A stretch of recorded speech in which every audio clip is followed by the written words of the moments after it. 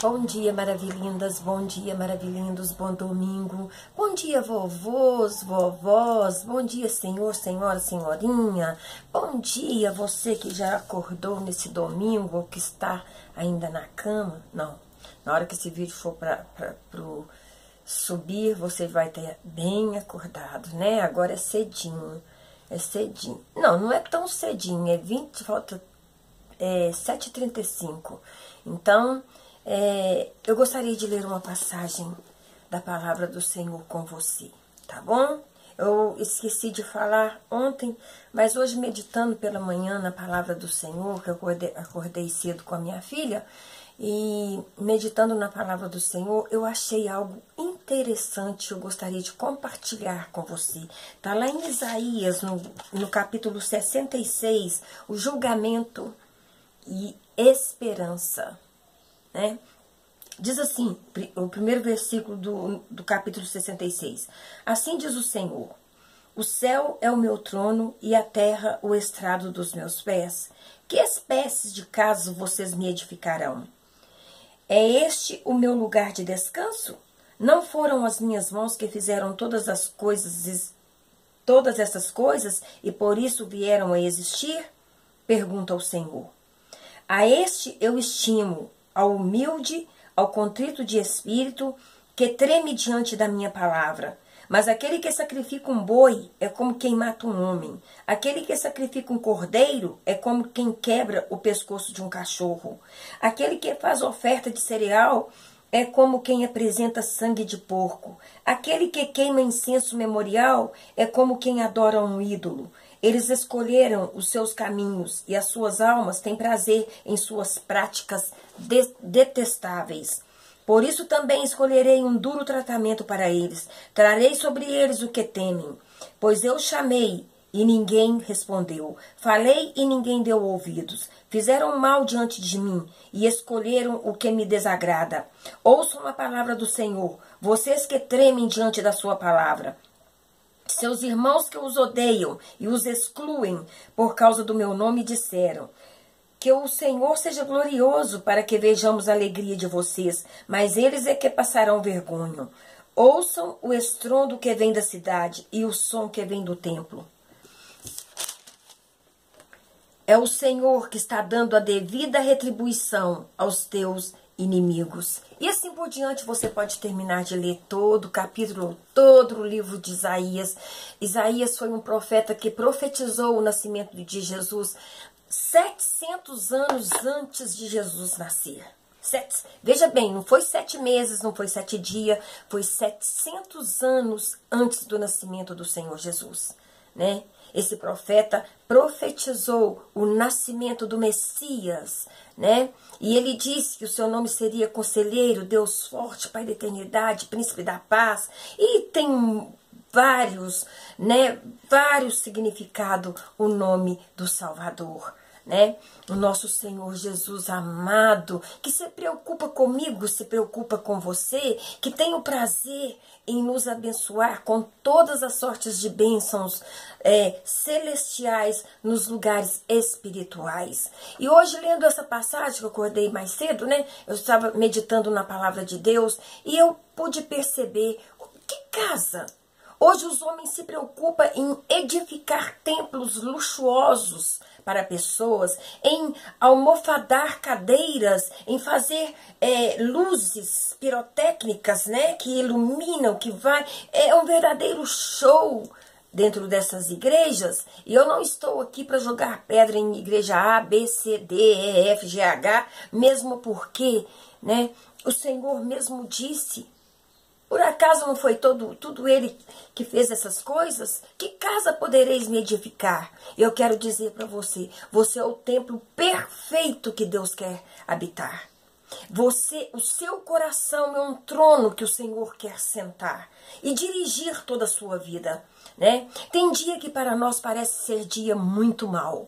Parece que é dia de que a gente está passando num estreito, né? Não nesse tal estreito de Jeová, que esses reteté doido aí fica aprontando, né? Mas às vezes nós nos sentimos como que encurralados diante da adversidade, diante de enfermidades, diante de um abandono, diante de uma tristeza, diante de calamidades que se levanta contra nós. Mas nós esquecemos muitas vezes de levantar os olhos para o céu e clamar aquele Deus Todo-Poderoso que criou os céus e a terra e que tem prazer em fazer justiça a nós. Está escrito aqui na palavra dele, né? Aqui ele faz uma pergunta, entendeu? Ele fala de sacrifícios. Aqui nós estamos no Velho Testamento e era costume de que todo homem, todo ano, levassem ao sacerdote, né, uma ovelha sem defeito, sem mácula, para sacrificar. O sacerdote sacrificava aquele animal, e aquele animal simbolizava o sacrifício que viria depois, né, depois de 700 anos que Isaías profetizou, né, ele seria o sacrifício justo e pronto. Não existe mais sacrifício que eu e você possa fazer para nos chegarmos até a Deus. Nós vemos aí pessoas que fazem promessas, que sacrificam, que fazem votos, que fazem isso. Maravilhindo e maravilhando. Se Deus não estiver no controle da coisa, se Deus não estiver no controle da sua vida, em vão você sacrifica. Porque o sacrifício maior foi feito naquela cruz do Calvário. Esse cordeiro aqui, que fala aqui, que era entregue aos sacerdotes, né? Vamos voltar lá para o início, né? Quando Deus pediu a Abraão o filho da promessa, que Isaac significa filho da promessa, né? E o Senhor havia dito para ele que dá-me seu filho, sacrifica o seu filho. E aquele pai, ele nem contou para Sara, ele nem disse nada. Ele pegou o filho e foi até o Monte Moriá, né? Levar o filho. E o filho, chegando lá, ele reparou, arrumou o altar, estava com o cutelo na mão, que era uma arma, né? Que era uma arma de corte, tipo uma faca. Vou dizer uma faca para você melhor entender, né? E a criança perguntou para ele, o menino perguntou para ele: papai, aonde está o sacrifício? Abraão, eu acho linda essa passagem que Abraão fala para ele assim: meu filho, Deus proverá. Deus proverá. Mas no fundo, sabe, eu já vi pessoas devagar, quando eu falo devagar, não é pessoa que anda devagarinho não, entendeu? Eu já vi pessoas passear pela palavra de Deus, eu já vi N pregações, e eu vou expor o meu humilde ponto de vista. Quando Abraão pegou aquele filho, ele tinha a promessa daquele filho há muitos e muitos anos.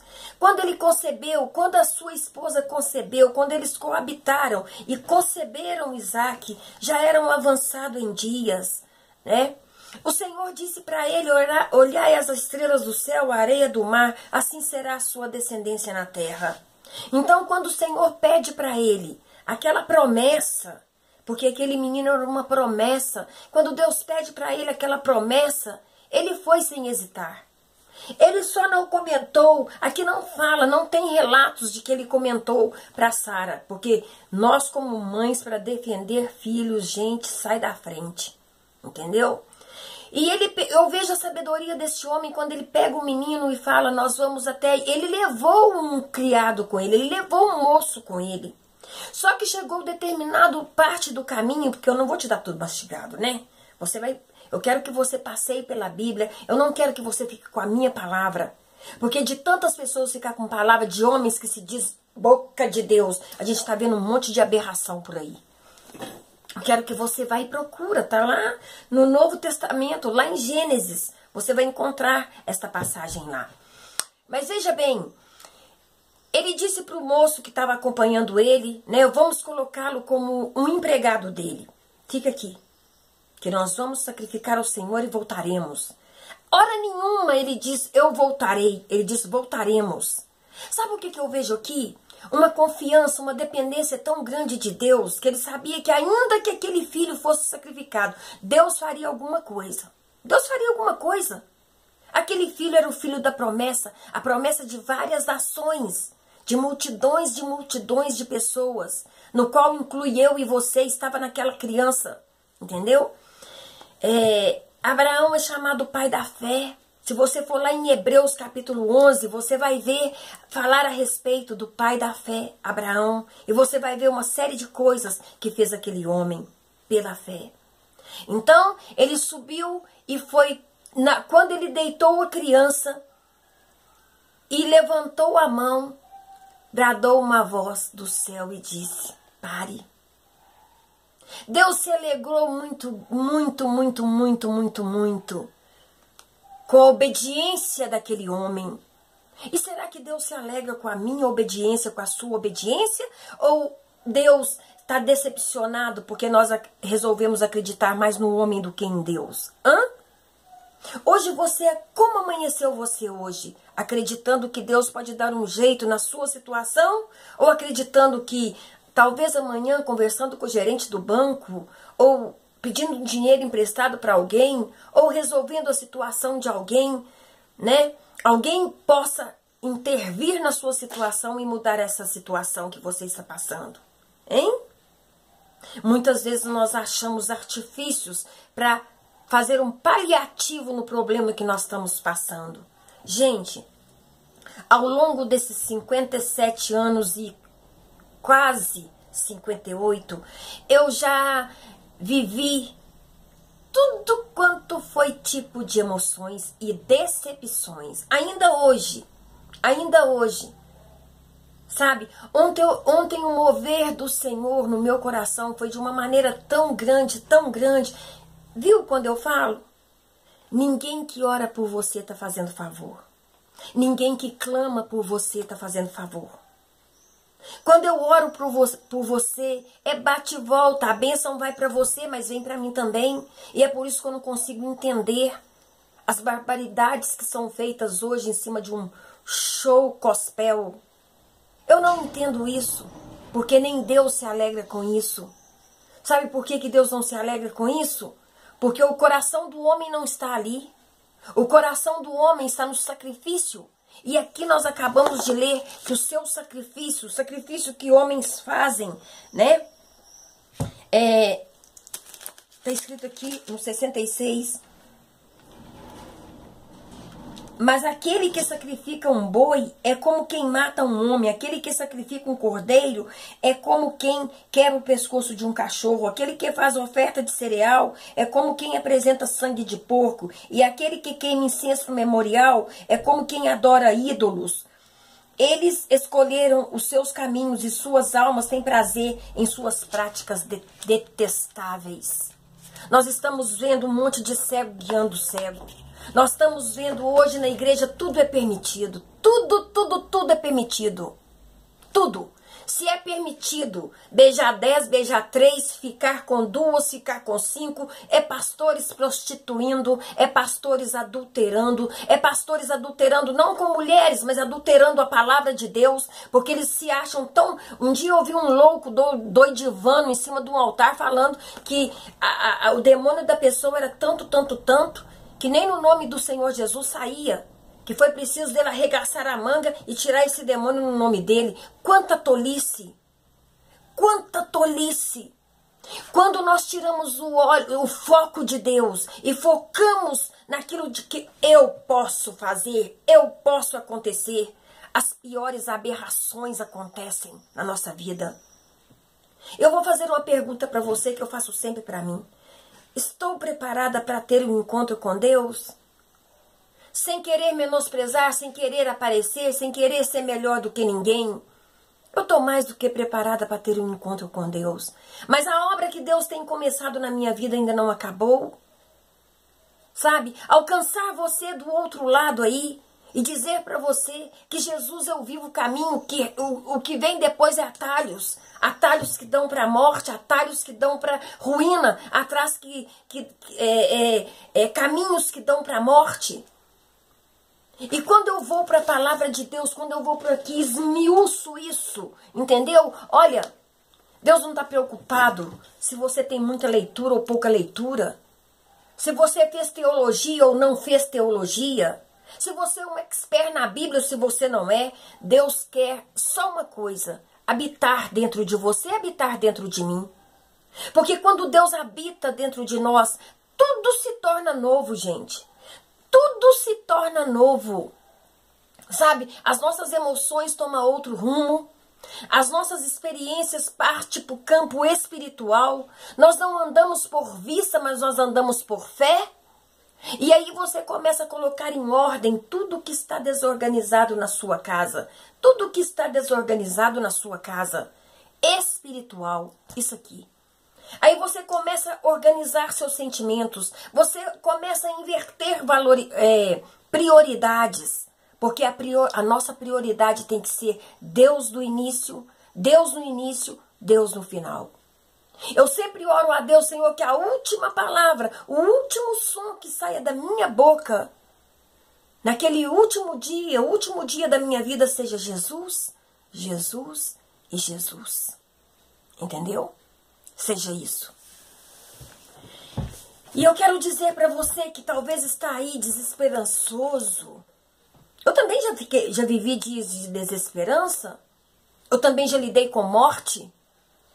Sabe o que é uma mãe estar num corredor frio de um hospital no mês de junho, gelado, e o médico olhar para você e falar assim: mãe, prepara para receber o corpo do seu neto e da sua filha. A minha filha com eclâmpsia, a minha filha com lesão no coração, porque o parto dela foi muito complicado. A obstetra dela, sabe? Eu tinha muita mágoa dessa obstetra, gente. Porque eu pensava assim: que mulher, que espécie de profissional é essa? Que não detectou desde o início que a menina estava com problema.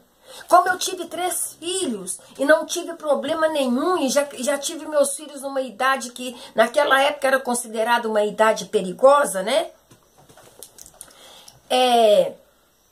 Eu achei que muitas vezes ela era a manha dela, quando ela reclamava de dor, que coração disparava. Porque quando eu ia com ela no pré-natal, eu fui poucas vezes com ela. Quando eu ia com ela no pré-natal, ela falava com a médica, eu sentada junto com ela lá no consultório, e a médica dizia assim: não, tá tudo bem. E não estava tudo bem.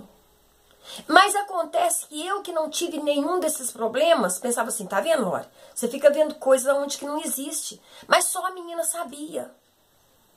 Era para mim estar aqui hoje de luto, chorando diante de vocês, desesperada. Porque quando o médico falou comigo, não estava meu esposo, não estava o esposo dela, foi comigo que ele falou. Era eu que acompanhava ela. E falou comigo: mãe, prepara para receber o corpo. O caso da sua filha é gravíssimo. Gravíssimo. Caleb nasceu. Toda mãe que vai ter filho, ela toma um dia antes, pelo menos no meu caso foi assim, um dia antes, uma vacina para fechar o pulmão da criança. Ainda mais que ele era prematuro. Eu lembro que eu encostei naquela parede gélida daquele hospital. E aquele hospital cheirava morte. E eu sempre dizia na minha célula, nas minhas reuniões, que o lugar mais lindo de um hospital é a maternidade. Eu nunca senti um lugar cheirar tanta morte quanto aquela salinha da maternidade. E eles puseram um aparelho bem antigo, que era da minha época, para ouvir o coração do Caleb, que estava muito acelerado, entendeu? E aí o hospital não poderia fazer a intervenção cirúrgica dela aqui. Nós teríamos que ir para uma cidade 4 horas depois, eu esqueci qual que é o nome da cidade, 4 horas depois para ela ter o Caleb. Eu encostei naquela parede. Nenhuma gota de lágrima saiu dos meus olhos. Era como se eu tivesse secado por dentro, era como se eu tivesse como aquele chão do Nordeste. Sabe, que parece na TV todo trincado? Eu encostei na parede e falei com Deus: eu não acredito que o Senhor me fez viver todos esses anos para enterrar uma filha e um neto. Meu primeiro neto. Ainda é meu primeiro neto, né? Temos só ele de neto.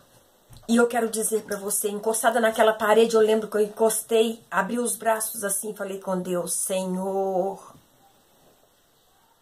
Eu não vou ligar para ninguém, eu não vou alarmar a família, eu não vou falar nada para ninguém. Mas o Deus que me curou, o Deus que me salvou, o Deus que me libertou, o Deus que tirou o câncer do meu corpo, o Deus que me salva cada dia, que me cura cada dia, está agora operando na vida dela. E quando eles deram a primeira injeção, a menina começou a pegar fogo. E ela falava assim, eu não aguento mais, eu não aguento mais. Gente, um dia eu quero sentar com ela aqui, ela vai contar da própria boca dela o que ela sentiu. Coisas que eu nunca senti nas minhas 3 gravidez. Lauren é uma menina hiper mega sensível, amorosa. Ela é toda feita de amor, gente. Toda feita de amor. Helena é durona. Dani é durona. Mateus é na dele. Mas Lauren é toda feita de amor. Sabe, ela transpira amor na voz, nos gestos, no abraço, sabe? E ali eu clamei a Deus e o esposo dela foi chamado com urgência e não podia ficar 2. Então, como eu ia viajar com ela 4 horas depois, no dia seguinte, na madrugada seguinte, porque aqui não tem neonatal, não tem UTI para criança na minha cidade. Sabe o que aconteceu, gente? Eu orei a noite inteira, quando era 2 horas da manhã, o telefone tocou. Eu estava virada por esse canto aqui da parede e eu continuei virada e eu apertei o cobertor na minha cabeça. E o meu esposo ficou a noite inteira ajoelhado no tapete do sofá, a noite inteira clamando e chorando, clamando e chorando. 2 horas, Caleb nasceu. Aquele bebê prematuro, sem força, sem nada, nasceu. E agora a minha filha estava se esvaindo em sangue. Se esvaindo em sangue. E eu fui pro hospital no outro dia, de manhã cedinho. Caleb, gente, para com isso que criança, bebê não é feio. Caleb era feio com força, com força. Era cabeça, olho e pé. E magérrimo, tamanho da palma da minha mão, daqui até aqui, ó. Aqui é a coisinha, aquele filhotinho, né? Quantos meses, Helena? 8 meses. Ele nasceu de 8 meses, só que ele parou de desenvolver no útero dela com 6 meses. Então, ele não... Caleb nasceu com 1 quilo e pouquinho. Você já pegou 1 quilo de carne? Era aquilo. Entendeu? E eu lembro que eu cheguei lá no hospital e ela muito mal. Gente, nós lutamos contra o espírito da morte. Porque ela veio aqui pra minha casa, aqui na minha casa ela ficou 2 meses e meio, 3 meses, porque enquanto ela não ficou boa, eu não deixei ela ir pra casa dela. Teve um dia que eu tava na cozinha, era um domingo como este, e eu tava na cozinha, e da cozinha dava pra ver aqui na sala, e ela tava, eu via a dificuldade quando ela falou comigo, mamãe, chama um pastor pra orar comigo, porque eu não dou conta mais. Eu tô morrendo. Eu olhei pra ela e falei assim, ó, filho meu não morre. Filho meu não morre dessa forma. Deus não me trouxe até aqui, não me fez vencer uma série de calamidades para me fazer segurar um caixão de um filho. Antes no hospital, Caleb ia continuar lá, tomando, eles improvisaram de última hora uma UTI neonatal, movimentaram aquele hospital, fizeram uma UTI de improviso lá e colocaram Caleb lá. E eu, pela janela de vidro, eu clamava e falava para ele, filho, filho da minha filha, você é forte, valente e corajoso. O seu antepassado foi o único que entrou na terra prometida. Todos ficaram para trás. Mas Caleb entrou na terra prometida e você vai sair daí. E você vai vir para os nossos braços. Com 3 dias, Caleb consegue pegar no peito e mamar e sugar com força, com um pulmãozinho que não estava formado. E nós íamos embora. E ela só piorando. De repente vai fazer todos os exames. Lesão no coração, lesão no rins, lesão no fígado. Ela deu lesão para todos os lados, toda inchada, barriguda e com o braço fininho. Lauren ficou pele, osso e pescoço. E eu olhava, nesse dia que ela pediu para chamar alguém para orar para ela. Eu falei assim, não, ninguém vai vir cá orar por você, não. O mesmo unção que está na vida deles está muito maior na minha. Eu te gerei e eu sei o Deus que eu tenho crido. Coloquei minha mão na cabeça dela e falei assim, espírito de morte, cai fora que na minha casa não é seu alojamento. Sai daí. E a minha filha tá aí. Linda, maravilhosa. Tá voltando pro Crespo. Nossa, o Crespo dela é bom, né? Pro show do pai. Tá linda. O meu neto tem uma inteligência que você não tem noção. E o que eu quero dizer para você, que hoje vai me ver, ou que não vai me ver depois, dias depois, eu quero dizer para você, não existe impossível para Deus, não, lindinha. Tá passando necessidade? Tem mão, não? Coloca a mão lá na sua geladeira, na sua despensa, na sua cama, onde o seu marido foi embora e começa a profetizar. Profetiza, né? Eis que nessa hora eu tô vendo, não é isso não. Profetiza, chama as bênçãos do Senhor para dentro da sua casa, para o seu leito. Declara, meu leito é um leito sem mácula. Entendeu? Não divida seu sonho com quem não sonha com você. Deus tem me feito conhecer pessoas. E que decepção. Que decepção. São pessoas que ri da tapinha nas costas, que fala que me ama, que fala... E é mentira pura. Quem me ama é Deus, quem me ama é meus familiares. Né? Mas mesmo que meus familiares, mesmo que seus familiares não te amem, mesmo que seu esposo tenha te deixado, Jesus te ama com um amor imensurável. E eu quero que na sua casa você vá. Talvez vai estar um pouco diferente a leitura, viu, gente? Que essa Bíblia é na versão de hoje. E é uma letra maior. E é uma Bíblia de estudo. Aqui vem tudo esmiuçado.